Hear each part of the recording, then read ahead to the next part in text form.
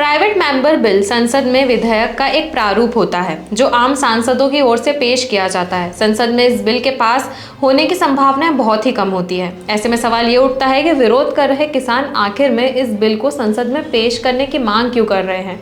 चलिए आज के इस रिपोर्ट में यही समझते हैं। नमस्कार, मैं यशस्वी जोशी स्वागत करती हूँ आपका यूबी मीडिया की पेशकश सियासत नगरी में, जहां हम आपके लिए लेकर आते हैं सियासत के गलियारों की वो खबरें जिनसे आप अनजान हैं। न्यूनतम समर्थन मूल्य यानी एमएसपी को कानूनी दायरे में लाने की मांग कर रहे किसान संगठनों ने बुधवार को लोकसभा में नेता प्रतिपक्ष राहुल गांधी से मुलाकात की। इस मीटिंग में 12 किसान नेताओं ने राहुल से एमएसपी की गारंटी पर प्राइवेट मेंबर बिल पेश करने की मांग रखी। राहुल ने सभी किसान नेताओं को आश्वासन दिया है कि INDIA गठबंधन से बात करके इस पर जल्द अंतिम फैसला लिया जाएगा। प्राइवेट मेंबर बिल संसद में विधेयक का एक प्रारूप होता है जो आम सांसदों की ओर से पेश किया जाता है।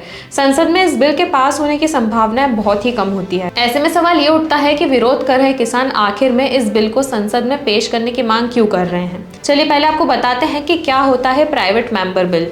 ये एक विधेयक है जिसे संसद में मंत्री के बदले लोकसभा के सांसद पेश करते हैं। मंत्री जो विधेयक पेश करते हैं उसे सरकारी विधेयक कहा जाता है। वहीं सांसद द्वारा पेश करने की वजह से इसे निजी विधेयक कहा जा सकता है। निजी विधेयक राज्यसभा या लोकसभा किसी में भी पेश किया जाता है।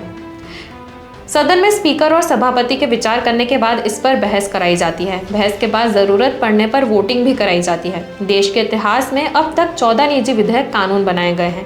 इनमें लोकसभा की कार्यवाही और सांसदों के वेतन भत्ते से जुड़े निजी विधेयक महत्वपूर्ण हैं। आखिरी बार 2021 में राज्यसभा में संविधान के प्रस्तावना में संशोधन को लेकर एक प्राइवेट मेंबर बिल सुर्खियों में आया था। संसद के वर्तमान सत्र में भी एक प्राइवेट बिल को राज्यसभा में पेश किया गया। यह बिल आरजेडी सांसद ADC ने पेश किया है। सी का कहना है कि संविधान के बड़े पदों पर बैठे लोगों के राजनीति में आने के लिए नियम और कानून बनने पर विचार हो। प्राइवेट बिल लाने की मांग क्यों कर रहे हैं किसान। अब सवाल यह है कि न्यूनतम समर्थन मूल्य पर किसान संगठन प्राइवेट मेंबर बिल लाने की मांग क्यों कर रहे हैं। किसान संगठन से जुड़े सूत्रों के मुताबिक सरकार इस बिल को लेकर बात नहीं करना चाहती है। विपक्ष के पास इस बिल को लाने के अलावा कोई और ऑप्शन नहीं है। 2 दिन पहले विपक्ष के बड़े नेताओं के साथ किसान संगठनों की मीटिंग हुई थी। इस मीटिंग में मौजूद संयुक्त किसान संगठन के परमजीत सिंह कहते हैं कि किसानों की मांग है कि विपक्ष कम से कम हमारी आवाज को संसद तक पहुंचाए।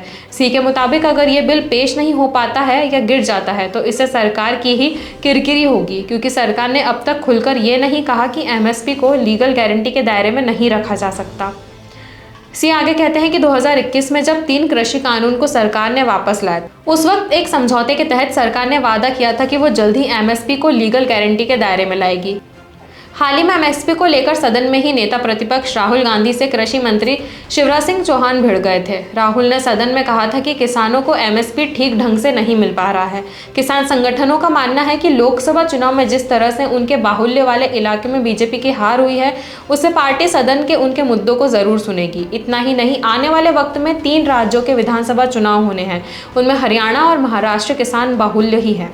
तो चलिए अब आपको बताते हैं कि विरोध कर रहे किसानों की मांगे क्या क्या है। एमएसपी की लीगल गारंटी के साथ साथ किसानों की दूसरी बड़ी मांग स्वामीनाथन कमेटी के रिपोर्ट को लागू कराने की है। किसान संगठनों का कहना है कि सरकार ने इसका वादा भी किया हुआ है, लेकिन अब इसे लागू करने से पीछे हट रही है।